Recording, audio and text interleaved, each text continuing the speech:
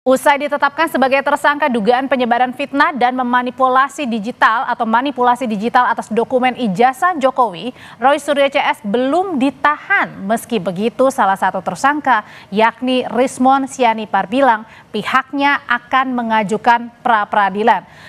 Sudah hadir bersama saya di studio Kompas TV ada Ketua Umum Jokowi Mania Andi Aswan. Selamat sore Bang Andi. Sore Audrey. Dan ada juga nanti akan segera bergabung ada Roy Suryo yang kini sudah ditetapkan sebagai tersangka dan juga sudah hadir melalui sambungan Zoom. Ada Guru Besar Fakultas Hukum Unsur Profesor Hipnu Nugroho. Prof. Hipnu, selamat sore. Selamat sore Mbak, selamat sore Mas Adi. Selamat sore Pak Hipnu. Ya, saya mau coba ke Mas Roy dulu yang sekarang tersambung melalui sambungan telepon sebelum tiba ke studio Kompas TV. Selamat sore Mas Roy. Ya sore Mbak, aku ada di ruang sebelah.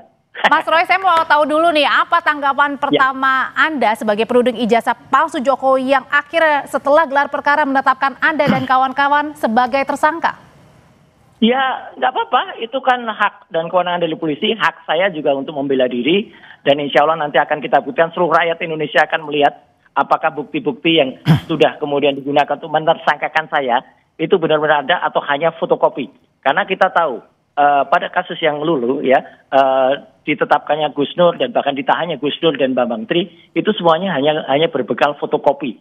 Lah ini kan dahsyat, apakah di era dulu 2 orang kemudian dipidana ya di era Jokowi, apakah sekarang di era Prabowo ya 8 orang akan kemudian dipenjara hanya gara-gara fotokopi dari ijazah Jokowi. Saya tetap yakin ya nanti dia tidak akan menunjukkan ijazahnya di sidang karena berkali-kali ada sidang ya, dia tidak pernah dan mangkir gitu aja, bahkan bohong ya, berkali-kali dia bohong juga. Jokowi itu apa? Berarti ya sampai sekarang Anda masih setelah ditetapkan sebagai tersangka Anda masih yakin bahwa ijazah Pak Jokowi tidak asli?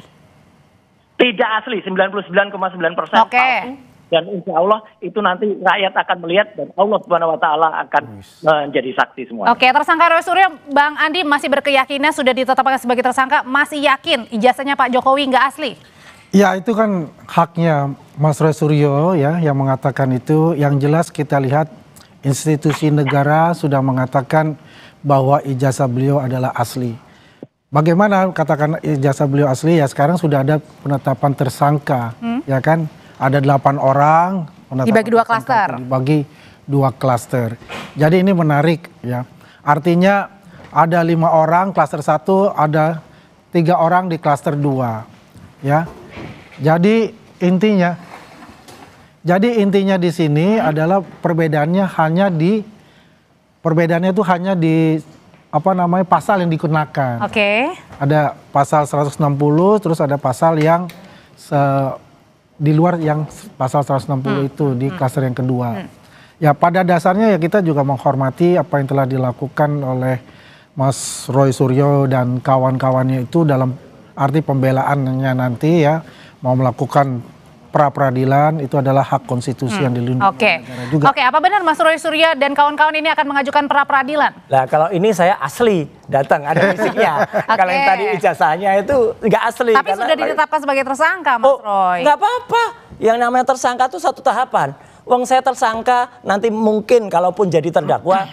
Kalau nanti terus lagi misalnya jadi terpidana, ada yang terpidana 6 tahun aja masih bisa menghina hukum seenaknya dada-dada. Tapi nggak takut Mas Roy? Apanya? Nggak takut nih nanti? Yang saya takut dan teman-teman takut adalah kuasa Allah Subhanahu Wa Taala. Kalau hanya dengan bukti-bukti yang zalim kayak gini, ya kita akan lawan. Lawan termasuk dengan mengajukan pra-peradilan? Ya itu nanti antara salah satu apakah kita mau pra-per atau tidak, tunggu tanggal mainnya. Kenapa harus ada? Apakah dengan pra-peradilan menunjukkan bahwa kemudian juga Anda takut? Oh enggak juga. Jadi yang namanya pra-per itu hak. Apakah nanti pra-per, apakah nanti misalnya ada upaya lain, misalnya ada. Terus kemudian nanti tiba-tiba ternyata ditemukan kebohongan yang dilakukan oleh UGM misalnya. Ya misalnya KKN-nya itu ternyata bukan Jokowi yang ada di desa KKN. Saya sudah menemukan siapa itu orang kehutanan yang ada di KKN. Ya, nah itu nanti akan kita bongkar semua. Rakyat akan menjadi saksi, Pak Andre dan juga Bang Aswan. Masih terus melawan nih Bang Andi, masih terus melawan kubunya. Ya kalau tidak ada perlawanan itu bukan Roy Suryo. Itu ciri-ciri khas beliau ya. Kita hargailah apa yang dilakukan oleh Mas Roy Suryo itu udah hak konstitusi beliau. Dengan keyakinan kita itu terhadap apa yang yang dikatakan oleh semua institusi negara termasuk penerbit ijazah itu adalah UGM mengatakan itu sudah final, itu artinya ijazahnya beliau asli dan beliau hadir berkuliah karena banyak sekali mungkin lebih dari 100 barang bukti ketika beliau baru masuk sampai beliau selesai dalam studinya dan di wisuda, yang kemungkinan tidak ada satu barang aja yaitu karcis bisnya waktu dia kuliah. Dan barang buktinya nggak cocok semua, katanya sarjana, barang buktinya sarjana muda, biaya pembiayaan semesternya hanya sampai semester 2, KKN-nya tidak cocok waktunya. Itu kan bisa kan dilihat dari UGM, kan UGM sudah mengatakan kita punya dari 1 sampai akhir, nanti UGM dibuka kalau oknum di pengadilan. Nggak apa-apa buka ijazahnya ada nggak di pengadilan. Kalau gitu saya mau nanya ke Prof Hipnu. Prof Hipnu, sebenarnya di mana sih unsur pidananya, padahal ini kemudian tadi berkelit bahwa Mas Roy bilang bahwa ijazahnya ini diambil dari media sosial ya, salah satunya. Itu makanya mohon maaf untuk Pak Kapolda ya, Pak Irjen Asep ya, tolong nasihatin benar abuahnya bener nggak? Informasi yang masuk ke Irjen Asep, saya mengedit ya, saya dan pada itu mengedit kemudian ijazah, kemudian mengedarkan palsu. Wow, itu kebohongan publik. Tidak ada yang namanya kami mengedit sama sekali. Jadi ini jangan menimbulkan kesalahan, dan karena gara-gara diedit itu katanya itu yang menjadi alasan untuk menjadikan tersangka. Salah besar Bapak, jangan mau ditipu anak buah Bapak. Kalau gitu menurut Prof Hipnu sendiri di mana unsur pidananya sehingga membuktikan bahwa Roy Suryo CS ini masuk dalam unsur pidana, termasuk juga dengan pengenaan pasal Undang-Undang ITE dalam kasus ijazah palsu Pak Jokowi ini, tudingan? Ya, gini Mbak. Ini yang menarik. Jadi pertama kan 310, 311 dalam KUHP. 310 itu sebagai pencemaran nama baik. Pencemaran nama baik itu bersifat subjektif terhadap pengadu, yaitu Pak Jokowi, terhadap ucapan-ucapan, tindakan-tindakan yang merasa diri Pak Jokowi menjadi tercemar. Itu yang potensi kayaknya agak sulit untuk terbantahkan. Yang agak menarik adalah yang 311. 311 ini adalah sebagai fitnah, tuduhan bahwa apa yang dilakukan itu adalah fitnah palsu. Nah, oleh karena itu sebagai cara yang terbaik 311 ini tidak hanya pencemaran tapi juga bagaimana membuktikan kepalsuan tadi. Walaupun di sini besok itu bukan tentang delik pemalsuan, tapi karena 311 itu adalah sebagai fitnah yang terkait dengan dugaan tindak pidana pemalsuan, itu harus dibuktikan. Oleh karena itu mau tidak mau yang menarik besok dalam suatu peradilan ini, mau tidak mau dalam 311 ini selain pencemaran baik adalah tentang pembuktian kepalsuan tentang ijazah dugaan tadi. Ini yang menarik. Jadi kalau biasa kasus-kasus biasa kan terkait dengan pemalsuan 362. Ini enggak 311 tapi diikuti dengan suatu pembuktian delik pemalsuan tadi. Jadi di sini Jadi di sini Prof yang akan menarik adalah justru terjadi perang dalam sidang ini ya, saling membuktikan. Iya, ini kan 311 itu fitnah tentang dugaan yang diharapkan tidak benar, tentang kepalsuan. Nah, kepalsuannya di mana? Kan itu nih. Karena ini suatu yang jadi merupakan satu kesatuan itu. Jadi bukan pencemaran Pak, tapi fitnah yang menyangkut tindak pidana jagung palsu. Lah, palsunya di mana? Ini ya saya kira menarik. Jadi suatu bentuk penyelesaian secara efektif, efisien di dalam pengungkapan suatu perkara. Sehingga kemarin tentang pembuktian yang dilakukan oleh Polda itu sudah bagus. Lah sekarang tinggal dalam suatu persidangan tentang pembuktiannya. Karena ini bukan delik pemalsuan tapi delik tentang fitnah menyebabkan kepalsuan dari fitnah yang bersangkutan. Ini yang menarik. Kalau yang terkait IT, saya kira IT itu hanya sebagai alat. Kalau tudingan fitnah itu siapa yang harus membuktikan terlebih dahulu, Prof? Ya, di sini nanti dua-duanya. Pak Jokowi membuktikan, Pak Roy membuktikan sama-sama. Jadi asli atau tidak? Berarti artinya ijazah asli itu memang harus diperlihatkan di dalam sidang nanti? Kalau menurut diksi 311 adalah kepalsuan, tuduhan kepalsuan. Itulah yang harus dibuktikan. Ini yang selama ini tidak pernah terjadi, tapi ini sebagai suatu diksi yang menarik, yang karena memang sejak awal perdebatannya adalah Pak Roy menginginkan suatu persidangan, sehingga mudah-mudahan pandangan saya, hakim akan memberikan ruang tentang hal tersebut. Sehingga sebelum masuk pada 311. Kalau 310, oke, itu nama pribadi. Tapi yang 311 yang menarik Mbak, IT menarik karena itu hanya sebagai alat. digunakan dengan IT. Nah itu kalau IT kan semua orang tahu. Makanya dalam IT itu ancamannya lebih besar 7 tahun gitu. Ya. Mas Roy, berkali-kali kan Pak Jokowi juga sudah siap gitu. Kalau di persidangan saya akan memperlihatkan jika dibutuhkan. Bohong itu. Ijazah aslinya. Bohong itu. Berarti artinya nanti akan ada perang untuk memperlihatkan ijazah dalam sidang. Buktikan kata-kata saya, bohong kata-kata dia. Dia berkali-kali ditantang di sidang, tidak akan berani menunjukkan dan selalu menggunakan segala cara untuk memanipulasi sidang. Dibikin NO lah, dibikin pengadilan takut dan sebagainya. Dan ini bagus sekali statement dari Prof. Hipnu ini. Karena sama juga dengan statement yang disampaikan secara langsung ya oleh mantan Kabar Eskrim yang namanya Pak Susno Duaji, ya. Ijazah yang dipersoalkan harus dibuktikan dulu, ya, sah atau tidak. Yang punya kewenangan membuktikan adalah pengadilan tata usaha, jadi pengadilan yang lain. Ini nggak bisa Polda memastikan itu. Kalau ijazah produk pejabat tata usaha negara. Dan beliau menyatakan salam hangat dari Xinjiang, Cina. Barusan beliau WA ke saya. Jadi artinya terima kasih Pak Susno, terima kasih juga Pak Ugro. Orang-orang polisi yang masih sehat pikirannya, yang kemudian tidak hanya asal menggunakan alat bukti atau informasi. Sekali lagi saya sangat menyayangkan statement dari Pak Irjen Asep yang mengatakan mereka ditersangkakan karena mereka melakukan editing.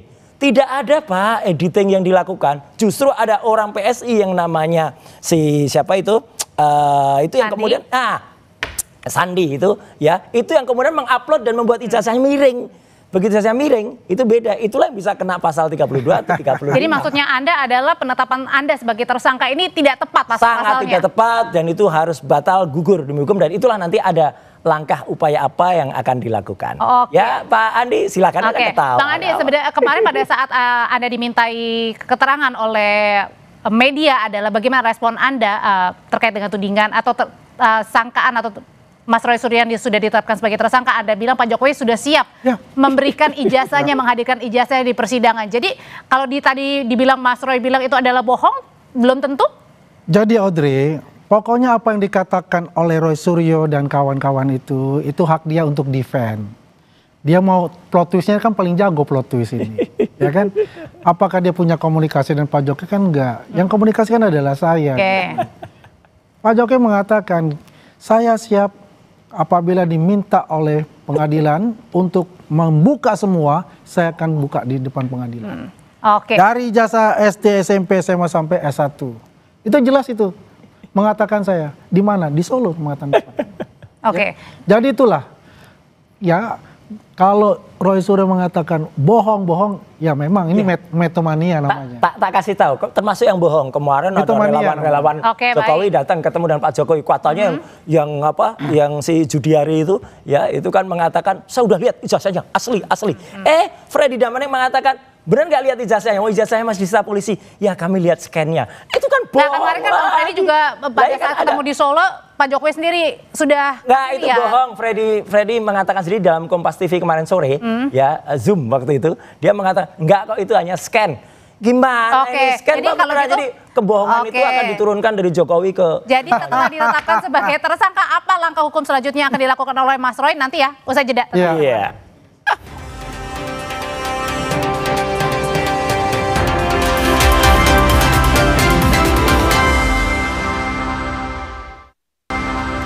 Kembali lagi di Kompas Petang, Saudara Prof. Hipnu, saya mau ke Prof. Hipnu dulu. Prof, dari Polda bilang penetapan tersangka ini murni penegakan hukum sesuai dengan prosedur, aturan, transparan, akuntabel. Nah pertanyaan saya adalah, apakah bisa seseorang ini ditetapkan sebagai tersangka dalam kasus tudingan ijazah palsu Pak Jokowi tanpa memperlihatkan terlebih dahulu ijazah aslinya kepada penuding? Iya, gini, ini kan dugaannya kan pencemaran nama baik, Mbak. Jadi fokusnya itu pencemaran nama baik. Sebagai bentuk pencemaran nama baik itu adalah perasaan yang dimiliki seseorang. Tapi kan objeknya ijazah, Prof. Iya, makanya nanti yang 311 tadi, itu loh. Apa yang dituduhkan itu mengandung kepalsuan, palsu atau tidak, tercemaran di situ. Jadi 310, 311 suatu rangkaian yang tidak dipisahkan. Nah itu yang menariknya gitu. Jadi ini bukan tuduhan tentang pemalsuan, tapi pencemaran nama baik akibat suatu tuduhan. Nah, oleh karena itu mau tidak mau kalau kita konsisten dengan 311 fitnah terhadap tindakan kepalsuan, ya mau tidak mau nanti hakim harus memfasilitasi. Iya. Nah, seperti ini, mana yang benar gitu loh. Jadi fitnahnya itu, oh ternyata tidak fitnah, oh ternyata fitnah. Itu nanti di persidangan dalam pembuktian yang berlakukan. Lah, kalau tentang IT, oh itu saya kira sebagai alat aja. Karena sebagai alat menggunakan semua orang tahu, makanya hukumannya lebih besar menjadi 7 tahun. Oke, Tapi jadi kalau 311, karena 9 bulan. sebagai bentuk kepalsuan tadi, ancamannya cukup berat, 4 tahun. 4 tahun. Ya, Jadi intinya pada saat memperlihatkan ijazah itu gimana, Prof? Sebaiknya harus ditetapkan sebagai tersangka dahulu, baru kemudian nanti diperlihatkan atau sebelum dulu? Ya, itu bagian dari suatu pembuktian. Nanti kan dalam suatu pembuktian ini equal, kan gitu kan. Kejaksaan, kepolisian mendalilkan suatu bukti-bukti secara subjektif mewakili negara, tapi objektif terhadap hukumnya. Lah, kemudian nanti penasihat hukum Pak Roy Suryo akan mencari, loh yang dituduhkan yang palsu yang mana, buktinya mana, pengen lihat dulu, kan gitu loh Pak. Ini kan di sini kan seperti itu kalau kita melihat suatu persidangan yang terkait 311. Lah, di saat itulah ruang itulah nanti ada suatu perdebatan tentang ijazah tadi. Oke, jadi Mas Roy, kalau misalnya sekarang nih Anda sudah ditetapkan sebagai tersangka, ini kan belum dipertunjukkan ya untuk ijazah Pak Jokowi ya? Sama sekali belum dan nggak ada. Dan satu lagi, terima kasih Prof. Jadi konsennya kan 310, 311. Oke lah, kita hormati itu 310. Tapi yang jahat, kalau kata si Cinta kepada Rangga di hadapannya itu jahatnya, itu dimasukkan pasal-pasal 32 dan 35 Undang-Undang ITE yang karena kebetulan saya yang ikut membuat itu, tahu persis pasal itu adalah kalau ada seseorang membuat sesuatu dokumen yang palsu menjadi asli atau membuat sesuatu dokumen yang asli menjadi palsu. Jadi artinya Anda tidak diterima sebagai tersangka dengan pasal itu? Loh, tidak ada, karena pasal itu jahatnya apa? Itu hukumannya, ancaman hukumannya tinggi, 8 tahun dan 12 tahun. Itu pasal seludupan yang akan digunakan untuk kemudian menahan kami. Ya, jadi sekali lagi, ini jahat banget ya. Di era yang lalu, era Jokowi saja, itu sudah ada 2 anak bangsa kemudian dikriminalisasi. Sekarang akan ada 8 yang dikriminalisasi di era Pak Prabowo. Jadi apa kata dunia internasional? Jadi Anda anggap ini adalah kriminalisasi? Kriminalisasi pasal karena ada penyelundupan 2 pasal ITE. Ya biasa begitu. Kalau sudah katakanlah ya, dengan pertimbangan-pertimbangan oleh penyidik, bahwasanya ini masuk ke pasal ini, itu kan dengan penelitian yang sangat mendalam, dengan juga masukan dari para saksi-saksi ahli untuk itu. Banyak loh saksi ahli yang masuk di situ. Kalau kita lihat ada berapa? Ada 130 semua. orang gitu kan. Artinya yang di situ sudah tetap yang dimasukkan pasal-pasal itu sudah mulai proses gitu loh. Ya kalau mereka mengatakan wah ini selundupan dan ini ya, itu kan bisa diuji nanti di pengadilan untuk masalah itu. Yang penting sekarang itu ya siap-siap aja lah Mas Roy, makan yang enak kayak gitu ya. Ya terus juga jangan lupa bawa koper lah nanti pas pada pemeriksaan sebagai tersangka. Oke, Bang Andi, sebenarnya menurut Bang Andi sendiri bagian yang mana sih yang kemudian akhirnya ini menjadi bukti kuat bahwa Mas Roy ini kemudian ya layak ditetapkan sebagai tersangka. Ini bagian yang mana? Karena kan Mas Roy sendiri bilang ijazah ini diambil dari media sosial politik PSI. Data-datanya juga diambil dari KPU pusat dan daerah. Bagian yang mananya? Ya kalau kita lihat ya, dari mensreanya pertama, Mas Roy ini bukan 2025 loh. 2020, 24 Wah, itu enggak, itu 2020 itu dia sudah melakukan ini palsu. penelitian terhadap itu Pak Jokowi. ada pengkhianat itu palsu kalau itu. Jadi saya udah bisa paham untuk itu. Kalau dikatakan apa saja yang dikatakan ditentukan untuk itu, ya itu kan nanti prosesnya itu nggak bisa dibuktikan itu bohong. Ya kan, ya. Tapi menurut kalau Anda saya kan nggak. Ya kalau saya sih pasti ya itu undang-undang ITE-nya itu sangat kuat. Nah itu yang salah. Ya, undang-undang ITE-nya tadi kan Pak Prof Ibnu juga mengatakan pasal 310 itu. Nah, itu juga salah satu penguatan. 310, 311 oke. Jadi yang intinya adalah ya itu saya tadi saya bilang ya udah tarung aja tuh nanti di pengadilan. Tarung tapi tidak boleh dikriminalisasi kalau pakai. Nah ini kan selalu mengatakan begitu ada setiap yang sudah di status tersangka kriminalisasi, ada kriminalisasi. Pasal penyelundupan pasal penyelundupan selalu dikatakan seperti tapi tidak itu. Dikriminalisasi. Gini, seorang yang negarawan itu contohnya Yusuf Kalla. Yusuf Kalla jelas-jelas dihina sehina-hinanya oleh orang namanya Silprester waktu itu. Itu jelas ada rekamannya. Nah, ini tapi Pak Yusuf Kalla hanya menggunakan pasal 310 saja. Dan orangnya sudah terpidana. Ini udah luar dari konteks. Ini jelas itu udah inkrah. Itu luar dari konteks. Itu enggak konteks, itu contoh di luar dari konteks ya. Dan pengecut jadi yang kita fokusnya ini Negarawan adalah sudah Yusuf Kala. tersangka, Mas Jelas. Roy. Dan kapan akan bagaimana? ditahan? Nah, Nah, itu jadi tahu, begini, itu yang ngaco. tersangka nanti kan ada Ya. lagi surat untuk diperiksa sebagai tersangka. Disitulah penyidik bisa menentukan apakah pasal yang mana yang mau dipakai dan pasal berlapis apa yang dipakai gitu kan. Negarawan Saya atau yakin tidak ya. tergantung pelapornya. Mungkin ini Bentar, Mas Roy. ini keyakinan saya. Keyakinannya apa? Ya itu jangan lupa bawa koper nanti jadi nggak Oh bisa iya. Oke, keluar. jadi menurut Anda adalah Nanti pemeriksaan bisa Pak pertama Andi langsung Asman ditahan? atau masuk koper mana? Oke, kalau Prof Ibnu sendiri ini kan salah satunya adalah undang-undang pasal yang dikenakan adalah terkait dengan undang-undang ITE, ancamannya di atas 5 tahun penjara. Menurut Anda apakah dalam pemeriksaan pertama langsung ditahan atau sekarang ditahan sebelum pemeriksaan? Ya, penahanan itu adalah tidak wajib ya. Oh. Karena kalau kita lihat dalam suatu penahanan itu harus ada syarat objektif. Bukannya di syarat atas 5 subjektif. tahun ini salah satunya. Wah. Betul. Pengenaan pasal. Syarat objektif terhadap semua tindak pidana yang diancam 5 tahun penyidik, penuntut umum, hakim Bisa. dapat. Nah, dapat. Kalimatnya dapat. Dapat. Jadi bisa ya, bisa aja. Syarat objektif. Syarat subjektif adalah adanya kekhawatiran melarikan diri, menghilangkan barang bukti dan sebagainya. Nah, pertanyaannya, Polda khawatir atau tidak? Polda sudah cukup atau tidak? Lah, ini yang terjadi di dalam suatu upaya paksa penahanan. Jadi upaya penahanan itu subjektivitas Berarti tentang opsional ya, Polda. Prof ya? Bisa iya atau enggak gitu ya? Nah, Iya, bisa iya, bisa iya atau bisa tidak. Karena kekhawatiran melarikan diri, kekhawatiran menghilangkan barang bukti, dan dapat. Diksinya dalam konteks hukum adalah dapat, Oke. tidak wajib. Jadi tergantung Itu. pada Polda Metro dilakukan upaya Oke. paksa atau tidak. dengerin tuh para Opsional. termul. Ya, Bang tapi Andi, boleh gini iya, loh, boleh enggak? Mas Roy itu kan Tuh, ada termul. visa Australia 3 tahun. Lah, sama visa Amerika Oh, saya jadi juga ada.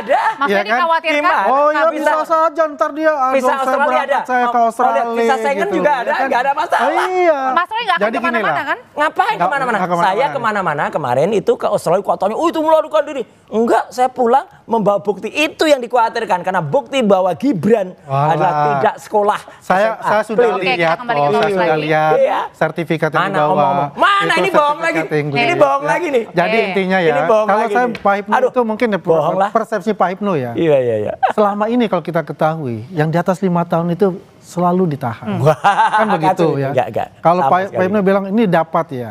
Ya mungkin dapatnya Pak Hipnu itu 80% gitu loh. Jadi Anda yakin bahwa nanti Saya akan punya langsung segera keyakinan. ditahan? Saya yang punya di atas 5 keyakinan tahun itu. itu yang pasal 32 35. Kalau itu tidak punya sah keyakinan diterapkan untuk itu. karena tidak ada dokumen elektronik yang saya edit ya. Oke. Ya udah pasal itu gugur. Oke. 32 35 Ya. harusnya nggak dikenakan. Ya kan nanti kan diperiksa lagi. Iya. Oke. Anda bisa Nggak ada. dibuktikan nanti Mas Roy. diperiksa Makanya kita sebagai buktikan. Berarti Gimana artinya saksi, sambil menunggu pemeriksaan, saya nggak tahu nih, udah dapat jadwal pemeriksaan pertama belum? Nanti kita tunggu. Saya juga Masih nunggu ya? Iya. Akan mengajukan pra peradilan langsung atau nunggu aja nih? Harus Nunggu itu dulu, aja. nggak boleh, bukan yang pra peradilan. Oke. Sebelum itu tuh masuk di Iya. P21, udah P21 baru. Dan nanti saya yakin kalau misalnya tadi dikatakan itu jaksa penelitinya akan bingung nanti akan P19 P21 kayak Jokowi dan Pak Kasmujo dulu bolak balik karena sama sekali nggak kuat. Dan kalau dilihat BAP-nya patah semua. Yang dituduhkan ke saya itu kegiatan tanggal 26 Maret. Saya nggak ada di situ. 22 Januari nggak ada di situ. Oke. Jokowi laporan tanggal 30 April. Setelah itu bukti-buktinya setelah 30 April. Misalnya Mbak Menteri Jadi- melaporkan saya dianiaya tanggal 1 Mei. Tapi yang dilaporkan adalah 10 Mei. Oke. 12-nya itu Mas kan Roy, bohong jadi semua. bentuk perlawanan Anda dan kawan-kawan sesudah ditetapkan sebagai tersangka adalah Adalah kita lihat nanti apa yang lain dan itu akan saya ceritakan ke Kompas TV. Pokoknya pra-peradilan? apa? Pra-peradilan nggak? Tunggu saja tanggal mainnya. Apakah ada pra peradilan atau pasca peradilan? Nah, Oke, enggak lah, ini kalau gitu sih- joke aja sih. Oke, kalau gitu singkat aja Prof. Ini untuk pengajuan misalnya kalau ada pengajuan pra peradilan, apakah kemudian tadi ya harus melalui pemeriksaan perdana dulu atau ya sudah ajukan saja pra peradilan Bisa. sebagai tersangka? Iya, pra peradilan itu kontrol ya, kontrol yang dilakukan terhadap penegak hukum terhadap upaya paksa.